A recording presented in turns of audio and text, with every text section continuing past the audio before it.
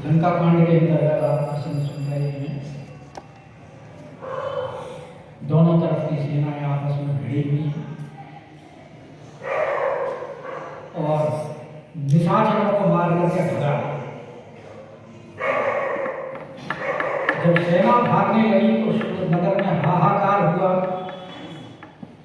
रावण के कान में खबर पड़ी, हमारी सेना भाग रही है। उसने सबको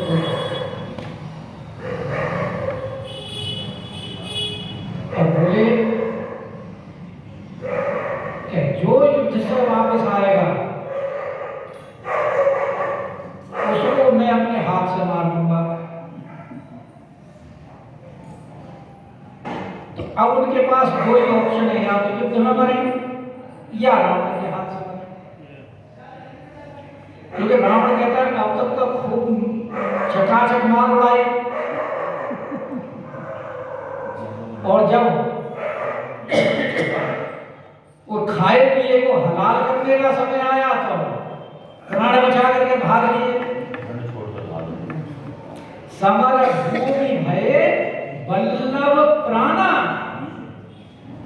सर्व सुखाई भोग करी नाना। अब उन्होंने निश्चय कर लिया, भाई मरना तो दोनों के का। तो रावण के हाथ से क्यों मरे? क्योंकि रावण के हाथ से मरेंगे तो हम कायर कहलाएंगे कि भाई रण छोड़ करके भाग करके आए थे, इसलिए रावण ने इनको मारा डाला। तो ये कलंक होगा। तो मरते मरते भी कलंक क्यों धारण करें? इससे तो युद्ध भूमि में लड़के मरे। युद्ध भूमि में लड़के मरने से वीर गति को प्राप्त होगी। वीर गति को प्राप्त होंगे तो स्वर्ग में निवास मिलेगा और संसार में कीर्ति होगी। इसलिए सारे के सारे वो प्राणों का मोह छोड़ करके और क्रोध करके सारे के सारे लड़ने के लिए बोले सन्मुख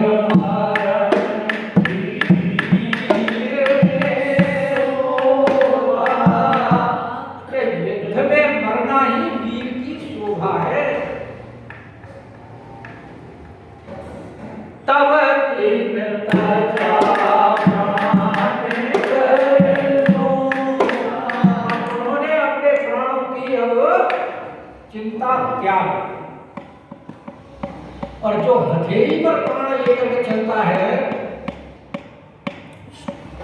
उसके मन में किसी प्रकार का भय नहीं होता, निर्भय होकर चलता है। तो अब उन्होंने जब ये दृढ़ निश्चय कर लिया गया तो मरना है या मारना, तो बहु आयुध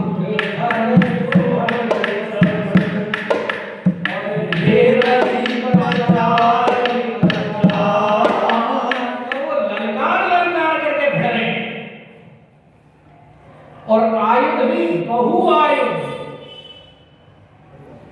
जितने प्रकार के भी अस्त्र शस्त्र होते थे। वाल्मीकि में तो बहुत सारे नाम लिखे हुए हैं, हमें तो याद भी नहीं हो सकते इतने नाम, जितने अस्त्र शस्त्रों के वहां उन्होंने उल्लेख किया है।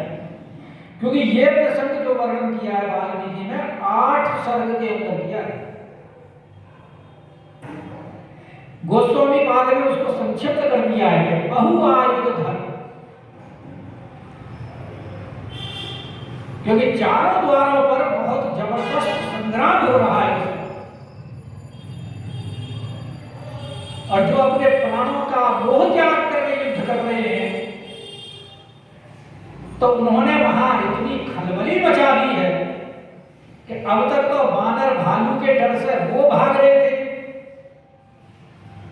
अब उन्होंने व्याकुल किए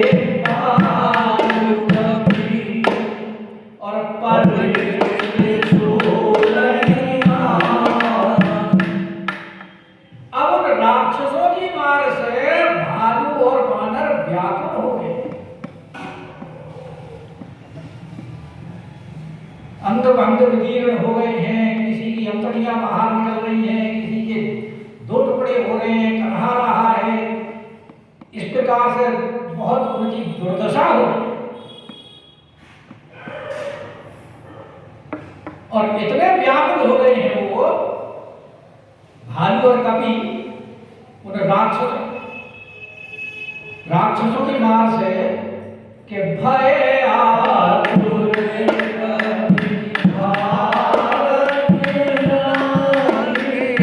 अभी तो बानर और भालुओं की वजह से राक्षस डरकर भाग रहे थे और अब राक्षसों की मार से बानर और भालू भागने लगे।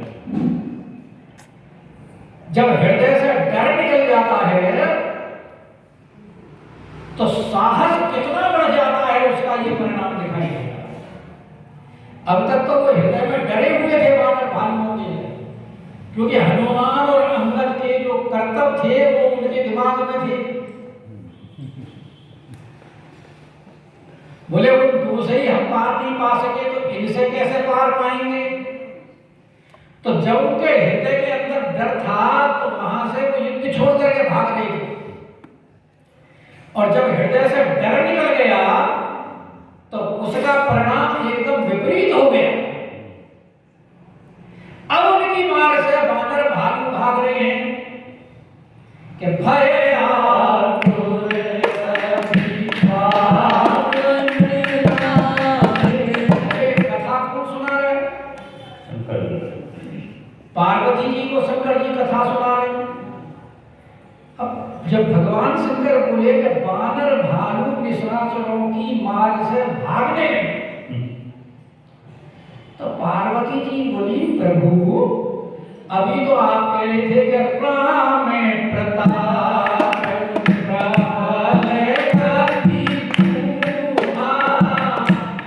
और मरे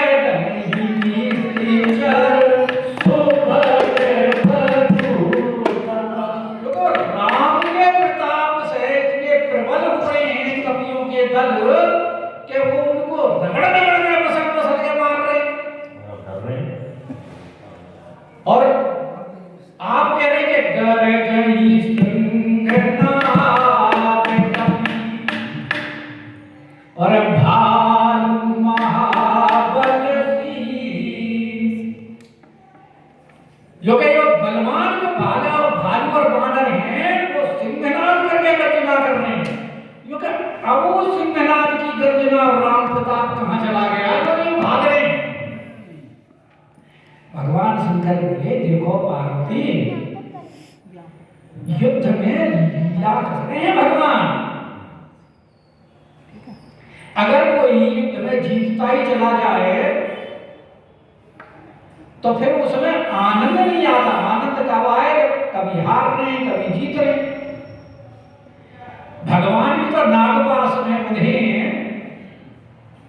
मेघनाथ के द्वारा, तो क्या मेघनाथ की इतनी सामर्थ्य थी कि भगवान को बांध सकता? क्योंकि भगवान तो परम स्वतंत्र हैं, उनके बांधने की किसी में सामर्थ्य है क्या? लेकिन क्योंकि लीला का आनंद तभी आता है जब बराबर की टक्कर दिखाई। अच्छा, रावण को मारना कोई बड़ी बात थोड़ी है भगवान के लिए, क्योंकि जिनके भ्रकुटी विलास सृष्टि लय हुई और आकर के राम भगवान का अवतार लेकर के और रावण को मार देते तो भगवान का यश कितना गाया जाता क्या? इसीलिए पहले रावण का अवतरण हुआ है। राधे राधे, जय श्री राम। रावण का अवतरण पहले करा करके, यानी 71 चतुर्युगी पहले रावण का अवतरण हो गया। ये 72वीं चतुर्युगी चल रही है रावण की, और उस 71 चतुर्युगी में रावण ने इतना आतंक मचा दिया कि सब हाहाकार करने लगे। कि उसके मुकाबले का कोई योद्धा नहीं है। तब भगवान ने अवतार लेकर के रावण का वध किया, जिससे कि भगवान का यश सारे संसार में गाया गया। और अगर भगवान ऐसा नहीं करते तो भगवान का यश कैसे गाया जाता, और भगवान का यश नहीं गाया जाता तो हमारे जैसे पापियों का कल्याण कैसे होता। तो ये सब भगवान की लीला है। और इसीलिए भगवान शंकर कह रहे हैं कि पार्वती जी तुम जो कह रही हो कि वो क्यों भाग रहे हैं, कि भय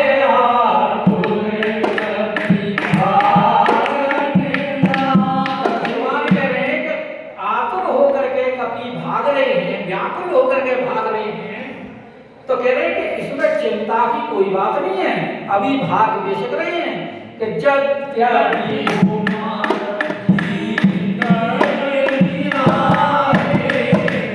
आगे युद्ध में विजय इन्हीं की होगी।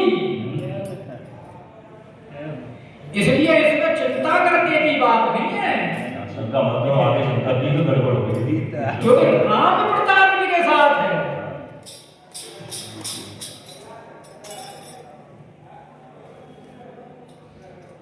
तब को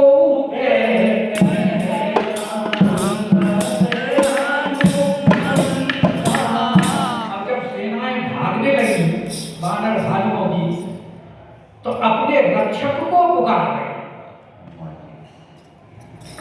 तो हमने बताया ही था आपको कि पूर्व द्वार पर कौन गए हैं, नलनील। पश्चिम द्वार पर कौन गए हैं, हनुमान जी। और दक्षिण द्वार पर कौन गए हैं, अंगद जी। और उत्तर द्वार में स्वयं तो अब ये जो भाग रहे हैं वानर भालू, तो ये अपने सेनापतियों को कह रहे हैं कि कहाँ है भाई अंगद और हनुमान, बचाओ, हमारी रक्षा करो इन राक्षसों से, क्योंकि सारे के सारे भयातुर हैं। भय से आतुर होकर ही तो भाग रहे हैं वो। तो जब भयातुर होता है, त्रस्त होता है, तो वो अपने रक्षक को बुलाता है। हम भी यहाँ आरती भगवान से इसीलिए करते हैं, आर्त होकर के जो प्रार्थना की जाती है वही तो आरती है।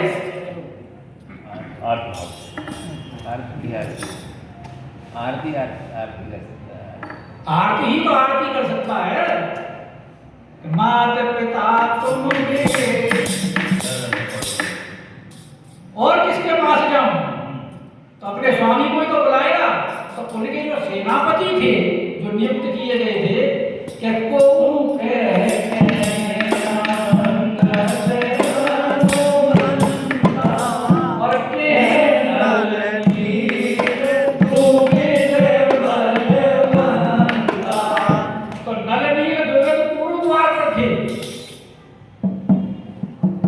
और 3 द्वारों में वहां इतना संग्राम भयंकर हो रहा था कि वो द्वार टूट गए और वहां उन पे मार पड़ी। तो जब वहां से भागने लगे तो अभी अपने अपने सेनापतियों को बुला रहे हैं। और हनुमान जी कौन से द्वार पर है, पश्चिम द्वार से। और पश्चिम द्वार पर वहां उनके रावण की तरफ से नियुक्ति किसकी है, मेघनाथ। और हनुमान जी का मेघनाथ का युद्ध बड़ा भयंकर चल रहा है, क्योंकि मेघनाथ तो संसार का प्रसिद्ध भट्ट है। कि जीत न जाई प्रभंजन जाया, मेघनाथ का युद्ध का, हनुमान जी का युद्ध जो शोक वाटिका में वहां हुआ है, तो राम उसने मेघनाथ ने बहुत प्रयत्न किया, हनुमान जी के ऊपर विजय नहीं पाया पा सका, क्योंकि दोनों ही बराबर के योद्धा हैं। तो यहाँ ये हनुमान जी इस समय मेघनाथ के साथ युद्ध कर रहे हैं। लेकिन जब उन्होंने अपनी सेना का आर्तनाद सुना, भागते हुए सुने कि निज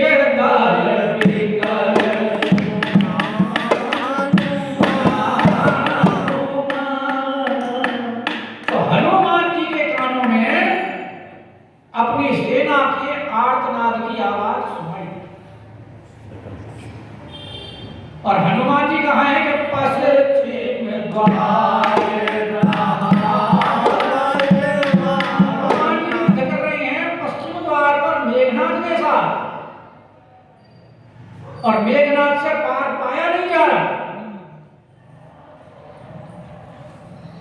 अब हनुमान जी ने सोचा कि सेना हमारी विकल है, भाग रही है, इनकी रक्षा करना भी जरूरी है, और यहां युद्ध छोड़ करके भी मैं नहीं जा सकता। अगर युद्ध छोड़ करके जाऊंगा तो संसार में ये होगा कि हनुमान जी युद्ध से पलायन कर रहे हैं, और युद्ध करता रहता हूं तो सेना मारी जा रही है, उसकी रक्षा कैसे करूं? तो हनुमान जी ने विचार किया कि कुछ ऐसा करना चाहिए कि जो लंका के मध्य में सेना है, उस मध्य की सेना में जाकर के कुछ ऐसा करें जिससे वो व्याकुल हो जाए, और ये जो द्वारों की सेना है वो उनकी रक्षा के लिए फिर अंदर प्रवेश करें तो हमारी सेना की रक्षा भी हो जाएगी और वो स्वयं अपने बचाव में लग जाएंगे। तो हनुमान जी ने जब मन में ये युक्ति सोची, तो जहां वो मेघनाथ के साथ लड़ाई कर रहे थे कि मेघनाथ कराई लड़ाई और टूट न द्वार परम कठिनाई। तो जहां मेघनाथ के साथ हनुमान जी का युद्ध हो रहा था और मेघनाथ के ऊपर विजय नहीं प्राप्त की जा रही थी हनुमान जी द्वारा, तो उस भयंकर युद्ध में फिर हनुमान जी ने एक युक्ति कि पवन तने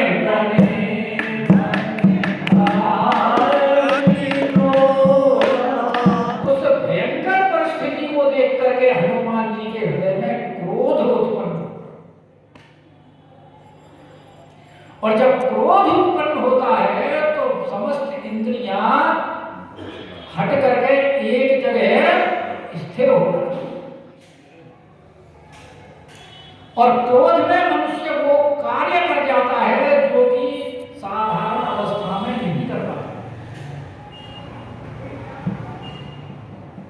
क्यों कि क्रोध जो है वो रुद्र का ही स्वरूप है। भगवान रुद्रावतार में ही तो संसार का सारा प्रलय करते हैं, संहार करते हैं। तो हनुमान जी ने अति क्रोध करके वही रूप धारण किया कि पवन तने पवन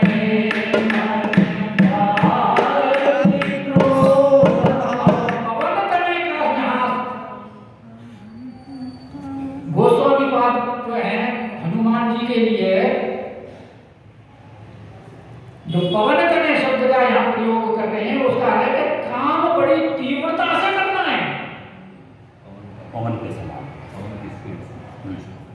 बहुत शीघ्र, क्योंकि समय कम है। और पवन तने जो काम करेंगे उससे जो ये निशाचर हैं उनको मार करके, इनको पावन करके इनको गति देंगे। तो पवन तने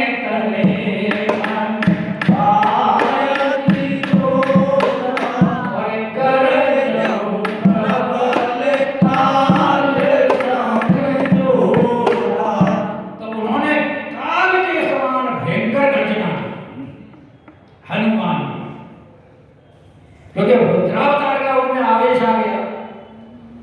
और हनुमान जी हैं कौन? रुद्रावतार में भगवान शंकर के ही तो अवतार हैं। या गणेश शंकर जी। तो उन्होंने तुरंत ही क्या किया कि अभी तक तो ये द्वार के नीचे लड़ाई लड़ रहे थे और मेघनाथ कहां था? ऊपर। तब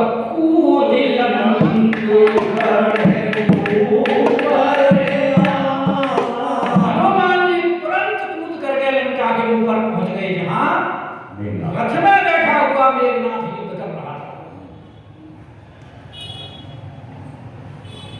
और बोले कि क्योंकि सबसे पहले मेघनाथ को ही पराभव इसका आवश्यक है, और वो भी ऐसा कि जिसको यहां से उठा करके रावण के पास या कहीं अन्यत्र ले जाया गया, इस तरह का प्रहार करना चाहिए। तो वो कैसे होगा? उसके लिए फिर हनुमान जी ने किया कि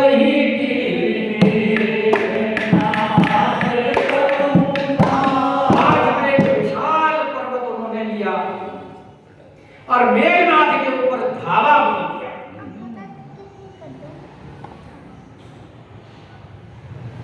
हालांकि सुंदरकांड में भी जब मेघनाथ के साथ युद्ध हुआ है तो वहां भी वृक्ष उखाड़ करके और उसके रथ सारथी को मारा नहीं है, तोड़ दिया रथ को।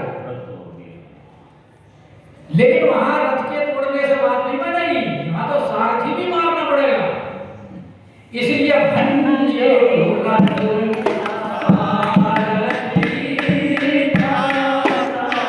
सारथी को भी मार दिया और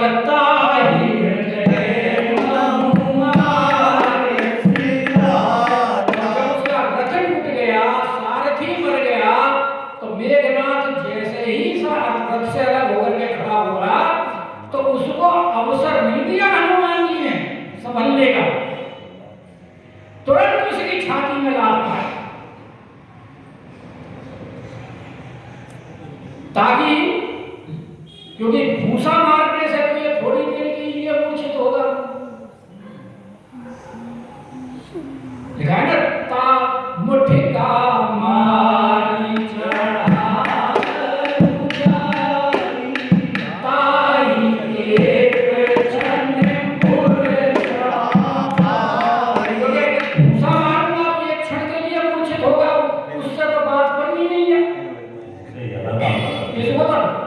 लंबे समय के लिए लौटाना पड़ेगा। इसीलिए क्या किया कि